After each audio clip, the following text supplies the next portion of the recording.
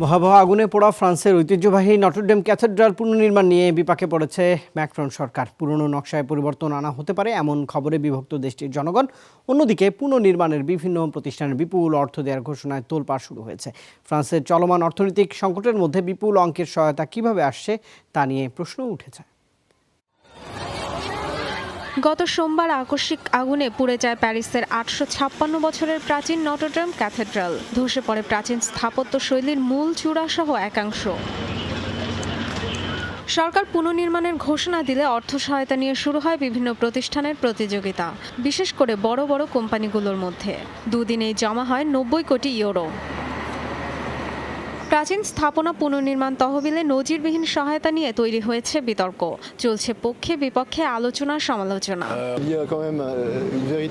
এত বড় একটি ঐতিহ্য রক্ষার দায় সব নাগরিকের। এটি সংস্কারে বিশাল অঙ্কের অর্থ প্রয়োজন, তাই যার যার সামর্থ্য অনুযায়ী সহায়তা করা উচিত। আর যত দ্রুত তহবিল সংগ্রহ করা যাবে তত দ্রুত স্থাপনাটি পুনর্নির্মাণ সম্ভব হবে। দেশে কত বড় বড় সমস্যা তহবিলের অভাবে সমাধান হয় না, অথচ মুহূর্তেই কোটি কোটি ইউরো অনুদান দিচ্ছে দেশের বিভিন্ন প্রতিষ্ঠান। মানবতার প্রয়োজনে তারা এগিয়ে আসে না।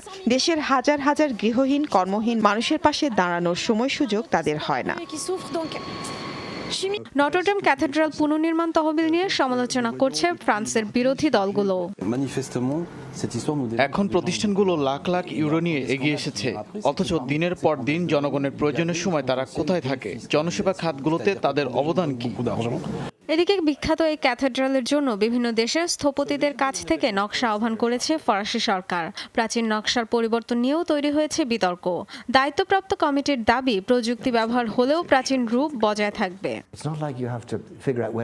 এটা ২১ শতক চলছে, তাই সংস্কার কিংবা পুনর্নির্মাণে ২১ শতকের প্রযুক্তি ব্যবহার করা উচিত। প্রাচীন ঐতিহ্যকে অবশ্যই গুরুত্ব দেওয়া হবে। বাহ্যিক দিক দিয়ে পুরনো নকশাই বজায় রাখা হবে, তবে এবার নির্মাণের ক্ষেত্রে নিরাপত্তার বিষয়টিকে বিশেষ গুরুত্ব দেওয়া হবে।